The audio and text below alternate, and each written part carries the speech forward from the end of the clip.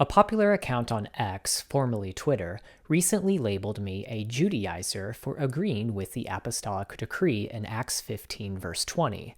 Other folks then piled on, calling me Satanic, a heretic, and all sorts of other names. In this video, I'll explain why it is not controversial to believe that the 4 commandments of the Apostolic Decree are still relevant. As I'll demonstrate, these 4 commandments are consistently affirmed throughout the New Testament and early Christian writings.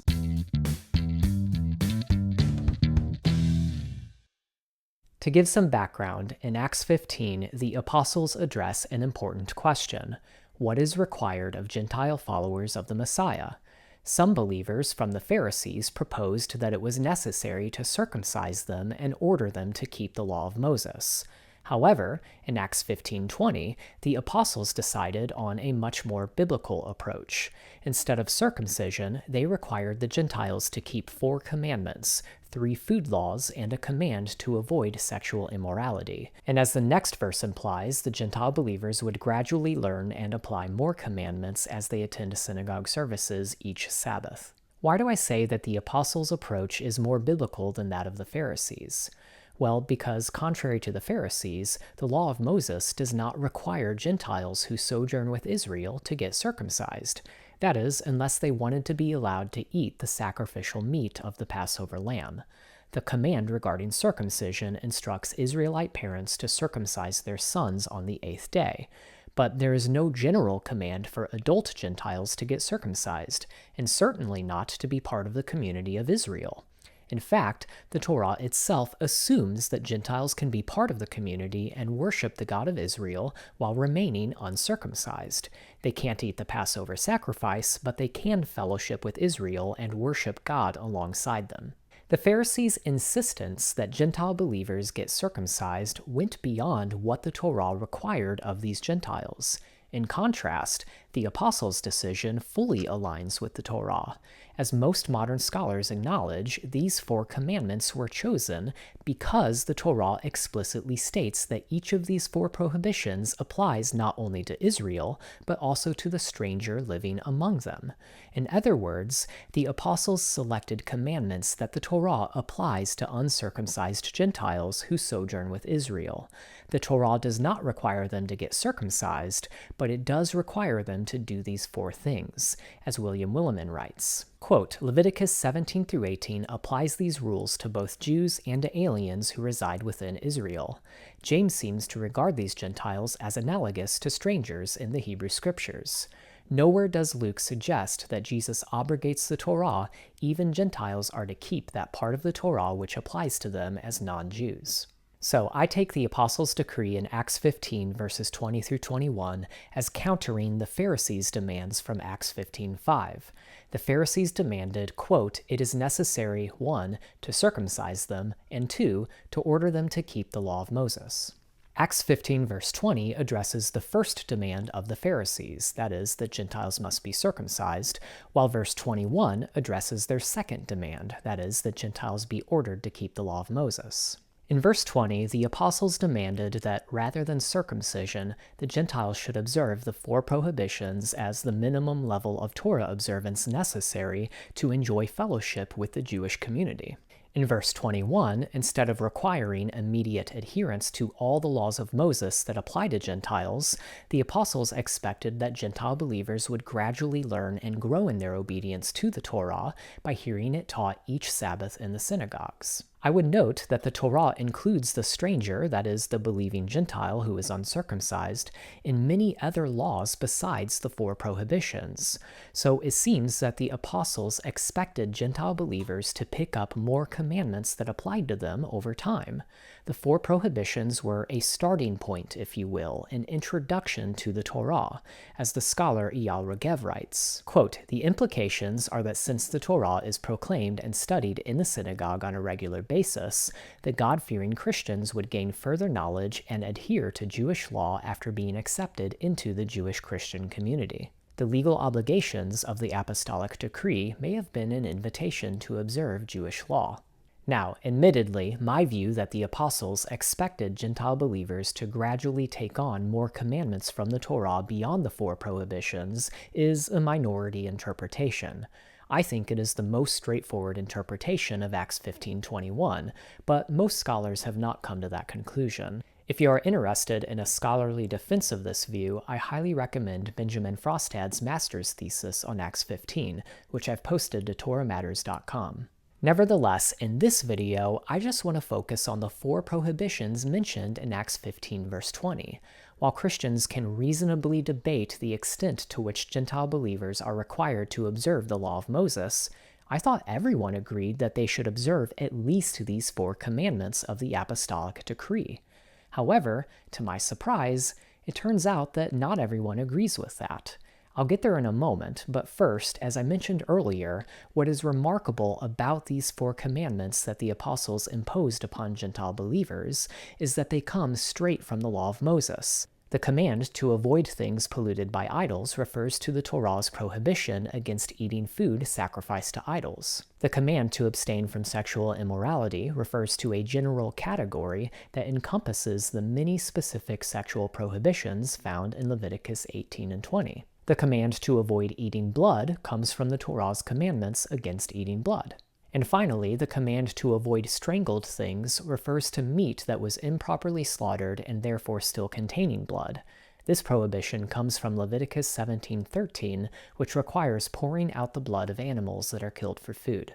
So, in Acts 15, the apostles were not rejecting the law of Moses. They were applying it. This leads to my recent post on X. Here's what I said. Antinomians will actually claim that the apostles were setting aside the Torah in Acts 15, despite the fact that the apostles' decree literally imposes 4 commandments from the Torah on Gentile believers, 3 of which are food laws. This should be pretty obvious, right? The apostles' decree imposes 4 Torah commands on Gentiles, 3 of which are food laws. If the apostles wanted to say that the Torah is entirely irrelevant, why do they do that? Why do they explicitly apply the law of Moses to Gentiles? That's like saying the Torah does not matter anymore, so instead keep the Torah. The antinomian approach to Acts 15 just doesn't work. Well, this post, surprisingly, upset a lot of people. One Christian called me Satanic for this interpretation, and another large account labeled me a Judaizer, which led to several of his followers also calling me a Judaizer and a heretic. Keep in mind that all I did in this post was agree with the Apostolic Decree. I was not advocating for any of my other, admittedly more controversial beliefs. I was only talking about the 4 commandments that the apostles explicitly told Gentile believers to keep. Honestly, it's astonishing why anyone would have a problem with that straightforward reading of Acts 15 verse 20. Well, it turns out that some modern Christian interpreters apparently do have a problem with it. So, in the rest of this video, I will be interacting with objections to my reading of Acts 15 verse 20 and offering a response. So, why do some modern interpreters believe that the Apostolic Decree is no longer relevant? Well, here's an argument from well-known YouTube apologist R.L. Solberg. Quote, "The unspoken assumption is that the 4 restrictions were biblical commands given to all Gentile Christians for all times, but I'm not convinced that is what this passage teaches. For one thing, the 3 food restrictions are not repeated anywhere elsewhere in the New Testament. The 4th restriction regarding sexual immorality is repeated elsewhere and obviously applies to all Christians." So, Solberg believes, rightly, that the prohibition against sexual immorality still applies to all Christians today, and indeed, the New Testament authors repeatedly condemn sexual immorality. However, Solberg does not believe that the other 3 prohibitions of the Apostolic Decree apply today. Why? Because he says they are, quote, "not repeated anywhere elsewhere in the New Testament." This is a bad argument for 2 reasons. First, assuming that Solberg is right that these laws are not repeated, why does something need to be repeated for it to be valid? The command against cross-dressing is nowhere explicitly repeated in the Old or New Testaments, but Christians generally agree that men and women shouldn't cross-dress. Solberg's standard for determining what applies today seems utterly arbitrary. The second problem with Solberg's argument is that it is demonstrably false. these prohibitions are repeated 2 other times in Acts alone. For instance, later in Acts 15, the apostles send a letter to the believers in Antioch insisting they observe all 4 prohibitions, including the 3 food laws that Solberg says aren't repeated. The apostles even state explicitly that the Holy Spirit endorsed imposing these requirements upon the believers. Paul and Barnabas then carried the letter beyond Syria and Cilicia, proving that the application of the Apostolic Decree was not limited to one region. Additionally, when Paul meets with James in Jerusalem several years later to refute rumors that he taught against the law of Moses, the 4 prohibitions are repeated yet again. James applies all 4 prohibitions to, quote, the Gentiles who have believed, indicating that he saw them as binding on every Gentile believer. Beyond the book of Acts, in his first letter to the Corinthians, Paul explicitly forbids knowingly eating food that was offered to an idol. Similarly, in the book of Revelation, Jesus himself also condemns eating food offered to idols. Solberg says that this prohibition is, quote, not repeated anywhere elsewhere in the New Testament, and yet we see it repeated twice in Acts as well as in 1 Corinthians and Revelation. But wait, there's more. Historical evidence shows that later generations of Christians still treated the Apostolic Decree, including its 3 food laws, as obligatory. For instance, the early 2nd century Christian document known as the Didache instructs its readers to, quote, keep strictly away from meat sacrificed to idols, for it involves the worship of dead gods. At the end of the 2nd century, Tertullian wrote that Christians, quote, have not even the blood of animals at their meals, and that they, quote, abstain from things strangled, and that they consider transgressing these rules to be, quote, unlawful. The 4th century Apostolic Constitutions likewise affirms all 4 prohibitions of the decree, a position also upheld by 5th century church historian Socrates Scholasticus. 4th century theologian Cyril of Jerusalem calls the decree, quote, universal from the Holy Ghost, and condemns those who, quote, lap up blood and, quote, devour things strangled. Later church councils and canons similarly affirmed the Apostolic Decree as binding, and many Gentile believers continued following its prohibitions, even as some later church fathers began to question them. As Karen Zetterholm observes, quote, the decree was confirmed by the Synod of Gangra in the 4th century, reconfirmed by the Second Council of Constantinople in the 6th century, and the Council of Trullo at the end of the 7th century. Even from the writings of church fathers who try to de-emphasize parts of the decree, such as Chrysostom and Augustine, it is evident that many Gentile Jesus followers in their time adhered to its rules. So, the Apostolic Decree is not only explicitly repeated in the New Testament, despite Solberg's claim that it isn't, but also it is consistently upheld by Christians throughout history. The evidence suggests that the 4 prohibitions, including the 3 food laws, were considered to be binding for all times. The apostles did not reject the law of Moses in Acts 15. Acts 15:20 proves that the apostles required even Gentile believers to obey the law of Moses. They imposed 4 Torah commandments upon the Gentile believers, 3 of them pertaining to food.